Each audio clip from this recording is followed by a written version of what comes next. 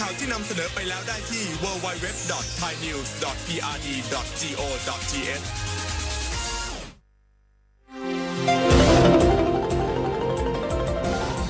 วิทยุแห่งประเทศไทยให้ความรู้คู่ความสุข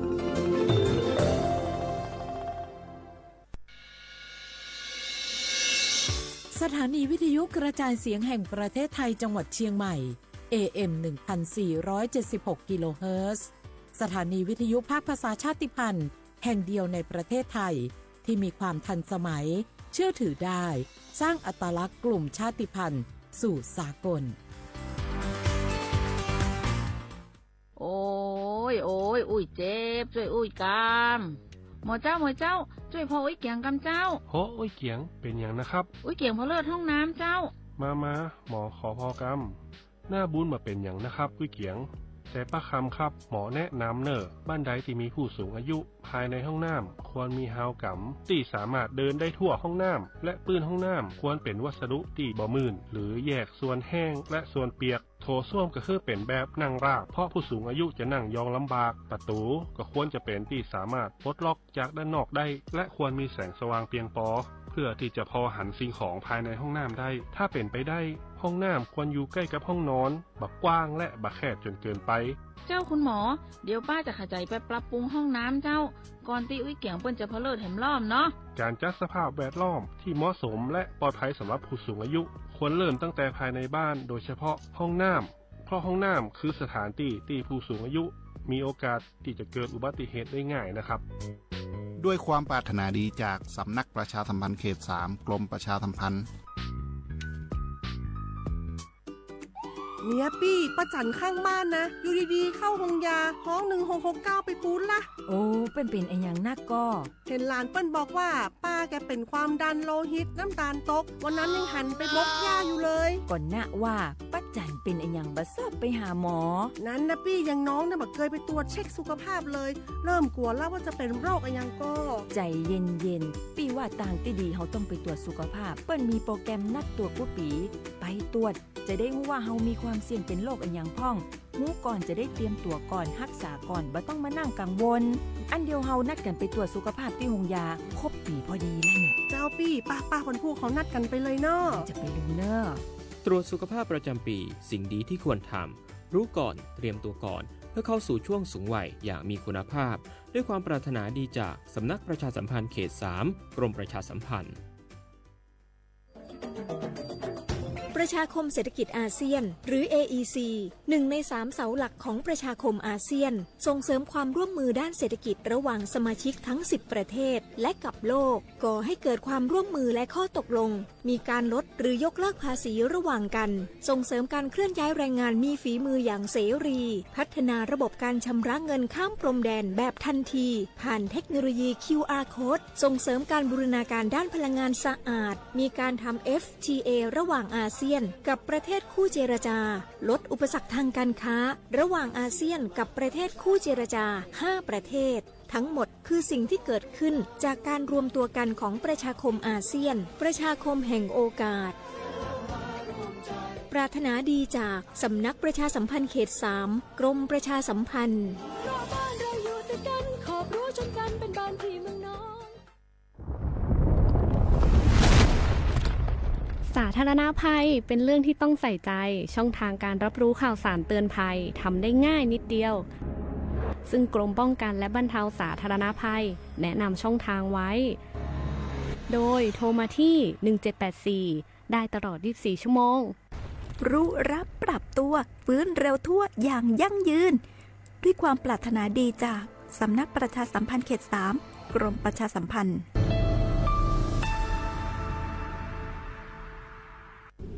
ช่วงที่พายุเข้าเนี่ยเจอทั้งฝนฟ้าคะนองลมแรงฟ้าผ่าบางทีก็มีลูกเห็บด้วยมันน่ากลัวและอันตรายมากเลยนะถ้าไม่อยากเสี่ยงโดนฟ้าผ่าก็ระวังอย่าไปอยู่บริเวณดาดฟ้าระเบียงหรือว่าที่โล่งแจ้งเช่นสระน้ำสนามกอล์ฟทุ่งนาแม้กระทั่งการใส่เครื่องประดับหรืออะไรที่เป็นสื่อนำไฟฟ้าเช่นเงินทองนาฏทองแดง แต่ถ้าเป็นเครื่องใช้ไฟฟ้าก็ให้ถอดปลั๊กออกโทรศัพท์มือถือก็ต้องปิดไว้เพราะแบตเตอรี่มีส่วนผสมของโลหะก็เสี่ยงเหมือนกันระวังอย่าไปอยู่ใกล้ต้นไม้ป้ายโฆษณาหรือเสาไฟฟ้าเดี๋ยวจะโดนล้มทับเอาหรือถ้าอยู่ในบ้านก็ต้องปิดประตูหน้าต่างให้มิดชิดป้องกันแรงลมพัดสิ่งของเข้ามาในบ้านอันตรายเสียหายหนักเข้าไปอีกรู้รับปรับตัวฟื้นเร็วทั่วอย่างยั่งยืนปรารถนาดีจากสำนักประชาสัมพันธ์เขต 3 กรมประชาสัมพันธ์วิวสวยมากธรรมชาติสุดๆเห็นรูปแล้วอยากไปเลยอะเธอดูนี่ดิจองเลยดีปะเดี๋ยวก่อนขอเตือนไว้ก่อนที่แพลนจะล่มเดี๋ยวนี้นะมีมิจฉาชีพสร้างเพจที่พักปลอมขึ้นมาหลอกลวงให้สายท่องเที่ยวอย่างเราโอนเงินสร้างเพจเรียนแบบเพจจริงเหมือนเป๊ะอ้าวแล้วเราจะรู้ได้ไงอะสังเกตเพจปลอมของมิจฉาชีพได้ง่ายๆยอดผู้ติดตามน้อยคนกดไลค์กดแชร์ก็จะน้อยไม่บอกเบอร์โทรที่ติดต่อได้และถ้ามีการโอนเงินบัญชีปลายทางควรเป็นบัญชีนิติบุคคลเท่านั้นจ้าภัยจากอาชญากรรมออนไลน์มาในทุกรูปแบบจริงๆเราต้องระวังมากกว่านี้แล้วแหละใช่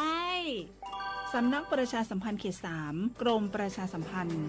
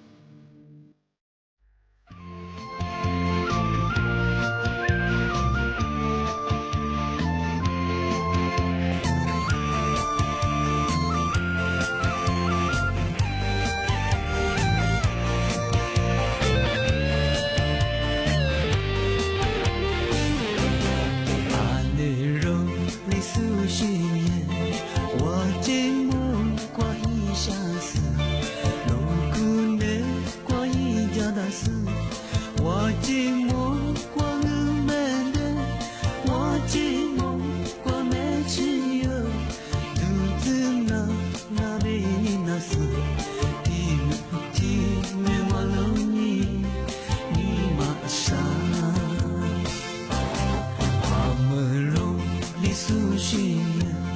阿雷蒂你挂在手里，路边的挂的结丝，路边的挂是你手，是你足，你手么流，是你呀是不拉你，若是你是莫老的亲戚。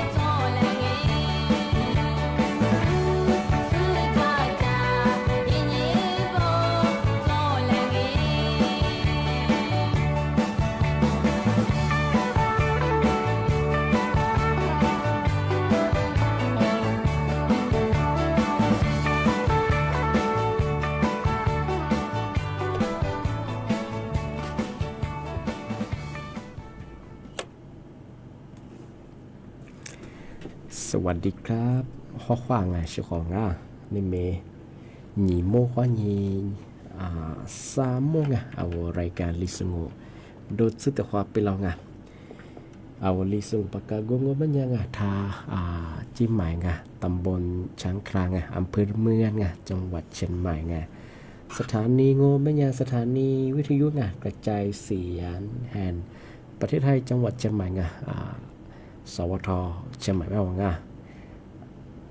นี่มีที่ยิงว่าเป็นยาเอาลิสูอาบาบะคือเหตุหาnhiệtซึนี่นี่มีที่ยิงว่าคือมิวยิงญี่ปุ่นยิตัวnhiệtซึลิโกเอาไทยอาบาเป็นยาคือนี่มีที่มากูหาซื้อสินี่มีที่ยิงว่าคือนันnhiệtหวังเอาเฉพาะว่าถ้าวิทยุนาจะสู้ที่ทาบูระบบไลน์ฟีบูข้อยินนาจะสู้ได้คือข้อความเฉพาะมาแล้วก็จะให้นาจะไปเหงทัดทายยูฟราจองเอาเชื่อเขาว่าถึงมาปีใหม่ถึงมาซื้อจีนเชื่อมังโงเป็นยังนี่ไม่ถึงหรอเอามาสักทีเรารัฐบาลย่าฟุบะที่มือบางกามังโครงการดิจิทัลวอลเล็ตบางงานอาจจะแบ่งบรรยากาศมาสายี่วุฒิบางกองบรรยากาศคือวันที่25ถึง2725 2426 27อาทิตย์นี้คือวันที่30ลิงิตที่เรียกอ้วบังอาทิตย์บางวันบางอย่างเฉพาะธรรมศาสตร์ที่ยาผู้บอกอ้วมันบางอย่างคือเธอสำหรับกลุ่มพิการอาทิตย์นี้คือว่าบัตรสวัสดิการแห่งรัฐจุโซไอเทมาที่นี่ว่าก็เทอ้วบางอย่างนี่จะหัวนี่กับผู้ยามังอาทิตย์บางวันบางอย่างผู้บ่าเรียกว่าบัตรสวัสดิการแห่งรัฐบางผู้บ่าอะไรลิงก์จามังยาผู้บ่าลิเบื่อบางเอาเมื่อสั่งว่าบางอย่างสุภาพเบื่อก็คือพร้อมเพลงที่พร้อมเพลงค่อยดีอ้วงงของอาทิตย์บางวันบางอย่างของที่ว่าบัตรสวัสดิการจุโซที่นี่คือที่บัตรพิการจุโซบางมาว่าผู้พร้อมเพลงหมอยีตั้งงเป็นยังไม่ยิงเย่ไปเฉยเอาเมื่อสักทีว่ากลุ่มบัตรสวัสดิการแห่งรัฐผู้พร้อมเพย์ยืมมองเป็นยังที่บัตรประชาชนยี่ตั้งมองเป็นยังคือ11 ล้านว่ามันสถิติยูโรบ้างที่อย่างที่ว่าพร้อมเพลงหมอว่ายี่ตั้งมองเป็นยังคือที่ล้านว่ามันสถิติโดยแบบชุกที่บางมันยากระทรวงการคลังแนะนำยี่หลังก็คือมาบอกว่าผูดพร้อมเพย์พยายามงงเป็นยังมิจะแฉยี่ไปสิเอาพร้อมเพย์ยังมองเป็นยังที่ผูดพร้อมเพย์มาคือมี2 วิธีบางยี่วิธีมองก็คือว่าแบบธนาคารยี่ติดต่อยี่ไปสิการโน้ตธนาคารบัญชีอันละมาอยู่ยังบ้างนึกว่าธนาคารยี่ติดต่อที่ช่องที่ถึงมองก็เป็นยังว่าตู้ATM ยิ่งอย่างที่ได้ยินน้าไปเชิงปีข้อโนยิ่งมากก็บ่เคยงอนนึกว่าปีข้อโนบัญชีธนาคารแล้วมาอยู่บ่เคยนึกว่าธนาคารยิ่งที่ได้ติดต่ออีกช่องบางก็ใช่คือที่มันบ่เคยปีข้อปีข้อที่แอปพลิเคชันเอาโทรศัพท์พัดจงบ่เคยอาจมาเคยยินน้าไปเชิงที่บางก็มันยังเฉพาะมาเท่าบัตรพิการจุสูบัตรสวัสดิการจุสูเป็นยังไงพี่ว่าว่าหมอว่าผูดพร้อมเพย์ตั้งกันเป็นยังไงมีเฉยๆยี่ที่เป็นยังไงผู้บอกมันก็คือ你自我你自立你自错你自学เพียงว่าเป็นยังคือลี่ยี่ขวางที่ยังที่ขวางก็คือ30ยี่ตัวขวาวันที่30ยี่ก็คืออ้วนบางงานมันคือพอสอบก็คือลี่ยังที่ยาผู้บอกอ้วนบางงานที่คนพิการเจงที่ยังคือบัตรสวัสดิการแห่งรัฐมาคือลี่ยี่ที่อ้วนบางงานที่วันที่25ที่บาที่คุณแนวงานนี่ซึ่งวันนี้ว่ายังที่เป็นยังเฉพาะมาทำไม่ได้มาไปคว้าบอกว่าผูดพร้อมเพย์ดังเป็นยังไงไม่ใช่ยี่ฉางมาคือยาผู้บอกมาคืออมผ่านพร้อมเพย์ที่ได้เยอะบางงานมาคือทำมาที่นี่มาช่างที่ถือปางงเป็นยังมาคือมาสายาผู้บัญชาการตำรวจแห่งชาติคือถึงมาแจ้งเตือนฝรั่งมาสายก็คือท แทบเมืองหลายพื้นที่เชียงรายจังหวัดน่านดงเชียงใหม่ดงเอาหลายจังหวัดคือเมืองฮันลีกันยังอาจจะคือจังหวัดบ่คือที่ก็ตัวบ่คืออาจจะคือชิโลที่ก็ตัวบ่คืออาจจะช่วยกันยังคือลับชีแล้วมันจะมาดงอาจจะสามารถจะก็จะบางวันฮิตสามารถจะงที่บางวันบางพื้นที่คืออาจจะมาช่วยเป็นอย่างคือที่ว่าน้ำท่วมจะจะว่า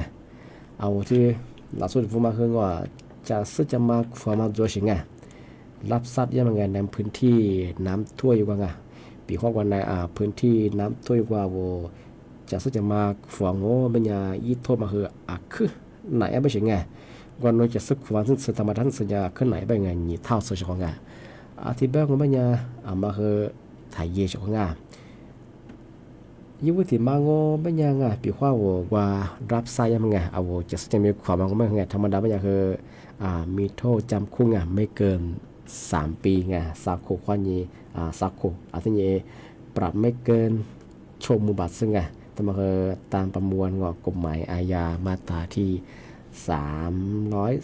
334ที่ถึงมาโง่ปัญญายับปัญญาคือมาคือ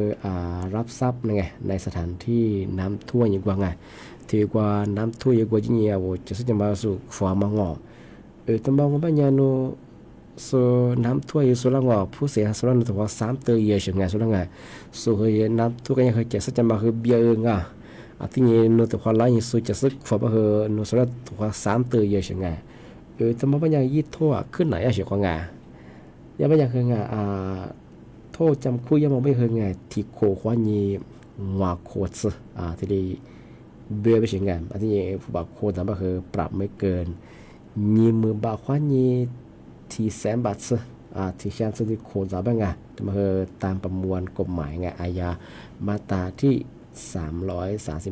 335วงเล็บ2ที่บ้านปัญญาคือปีขว้าเอาพื้นที่ประสบภัยน้ำท่วมน้ำท่วมอยู่ว่าปีว่าเหตุการณ์สุขุสุมีมันก็จะคือฉีดตัวคือโทรแจ้ง191มาคือตันหนูยี่เบอร์โทรมันก็ชื่อคือ1599แต่มาคือโทรได้24 ชั่วโมง24 ชั่วโมงที่เลยโทรหน้างงช่องที่บ้านผมไม่ยากจะมาคือเอาที่สุขุสุมีแบงเอากลุ่มวิชาชีพหรือว่าหลักสมบัติเอาว่าสถานที่น้ำท่วมยังกว่ายิ่งจะสปักฝุ่นยังไม่เคยยิ่งท่วมขึ้นย่าแบงถ้าเชื่อว่าแบงยุ่งส่วนน้ำท่วมส่วนหิ้วเบียร์หลุดเบียร์จะจะมาคือเบียร์ส่วนยิ่งมาคือสักอย่างอันเป็นนู่นตัวยิ่งส่วนจะมาฝันเป็นนู่นสุดแล้วก็ถือว่า3 ตัวเยอะใช่ไหมเป็นเคยยิ่งท่วมขึ้นย่างเป็นเคยรับทราบที่จะมาฝันมาว่าน้ำท่วมยังกว่าเป็นเคยยิ่งท่วมขึ้นย่างเป็นเคยทำมาปีมาช่องที่บ้านผมไม่ยากเชื่อของทางเชื่อว่าแบบกุ้ยยุ่งที่เอาบัตรสวัสดิการจุดสูงที่นี่คือบัตรพิการจุดสูงก็คือมาว่าพร้อมเพลงมึงว่าผมไม่รับก็คือมีเฉยๆยี่ที่ได้ชาบบางอย่างเอาบัตรที่มาคนยังนี่จะหงอยยังข้อนี้ที่ได้ผู้บ่าเริ่มที่ได้โอ้ยบางผ่านพร้อมเพลงที่มาเคยทำมาปีมาช่างที่บ้านผมไม่ยากหามือสามึงว่าแต่คนนั้นเชื่อของ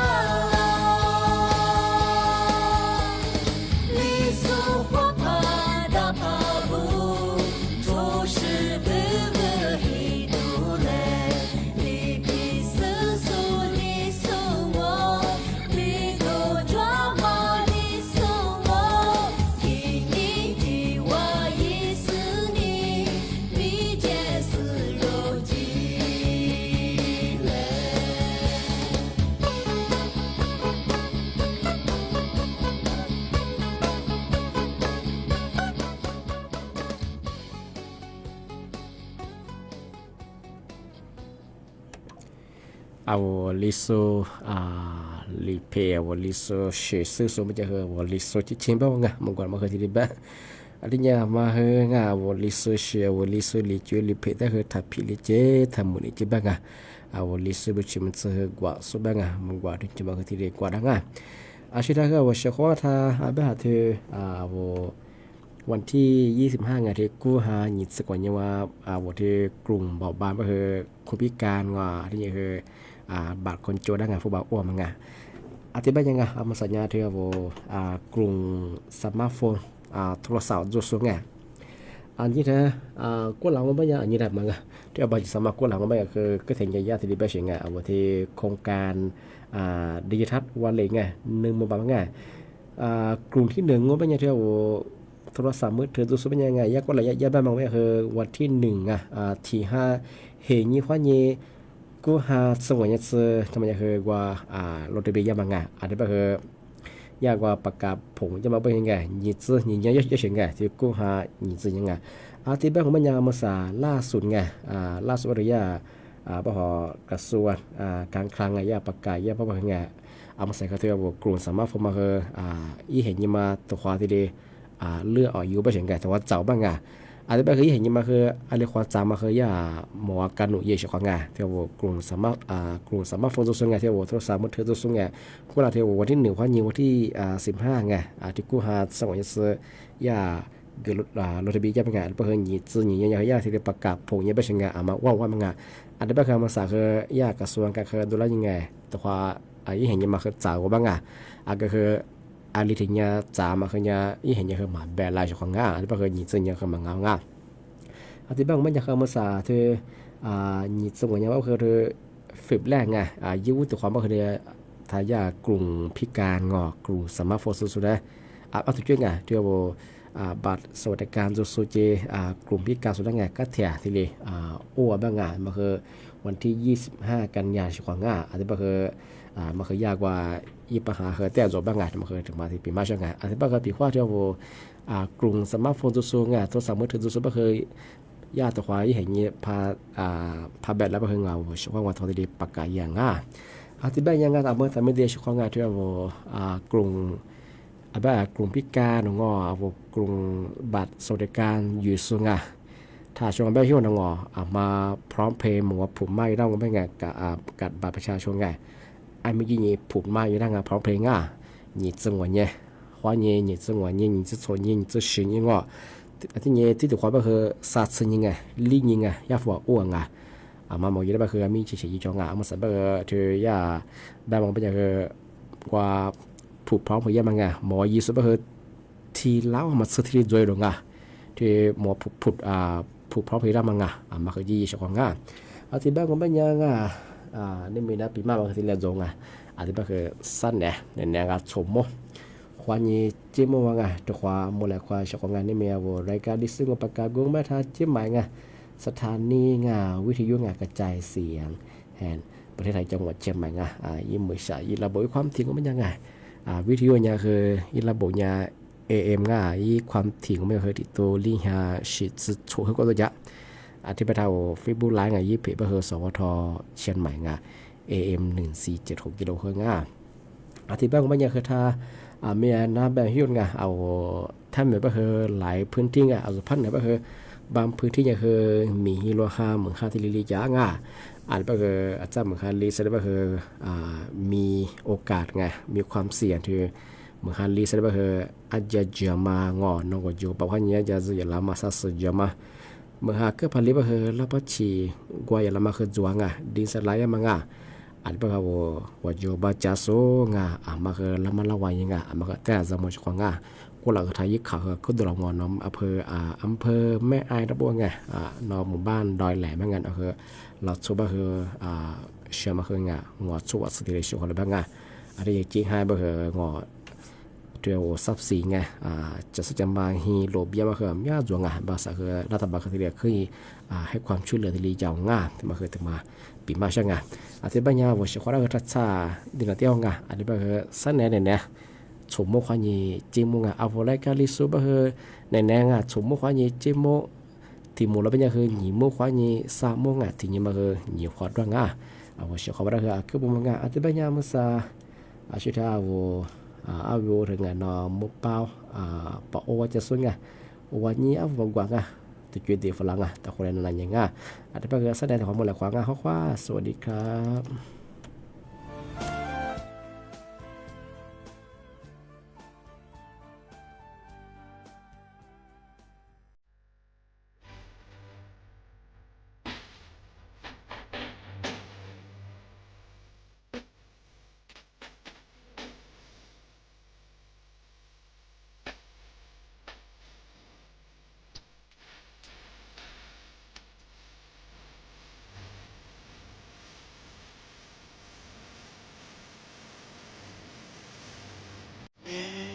他自己了的，那你妈呀那，他你去多了，那是花马的，思念如前我的梦，你妈阿克山，你不的是我老年。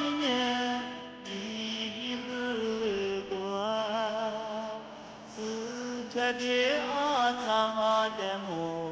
tani malika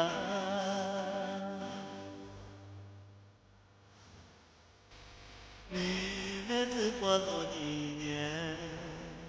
ni ma kudu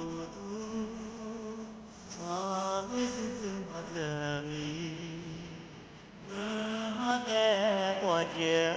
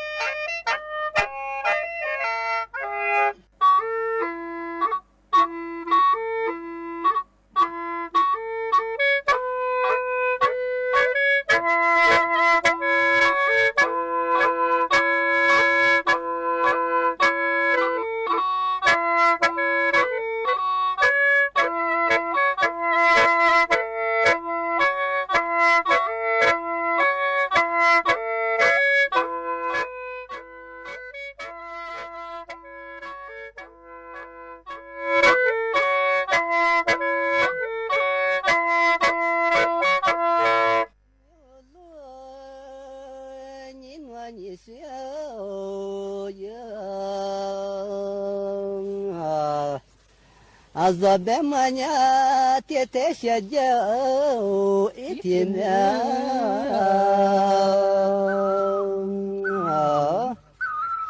hamela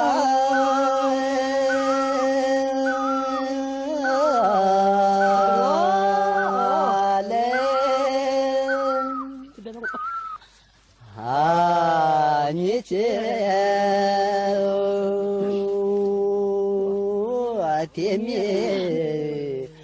والله لا يا شتصني شاتي معنا زادي زكا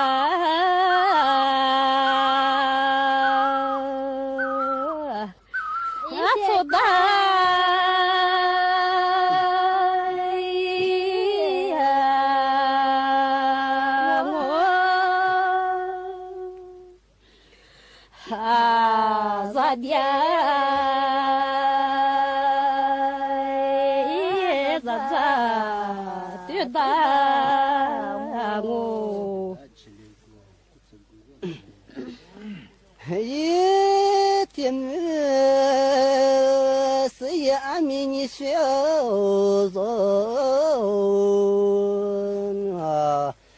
دزاغ تتسس دزاغ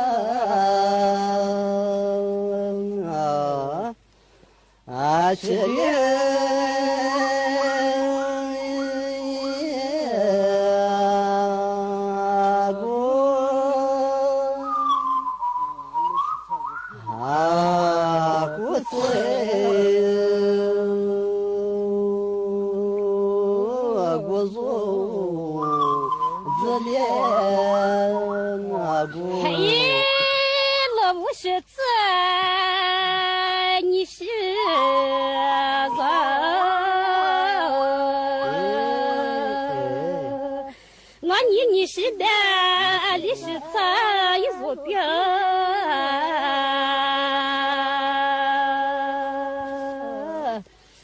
马错。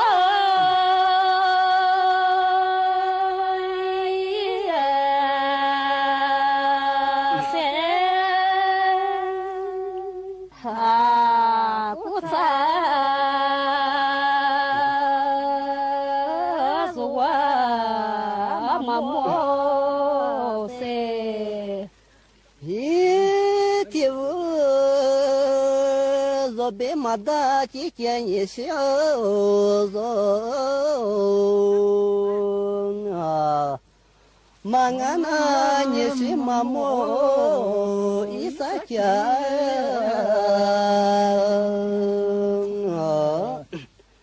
啊，他莫。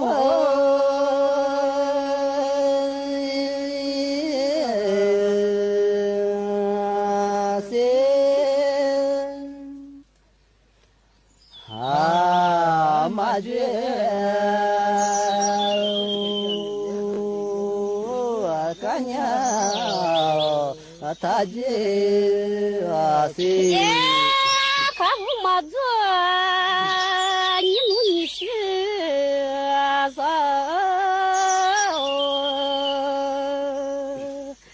俺你别下野也没面。